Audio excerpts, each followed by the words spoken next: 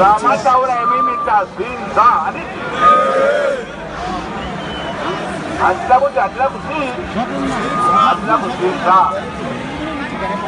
naterera kuti mhomo yeZimbabwe iri mboti kudini ani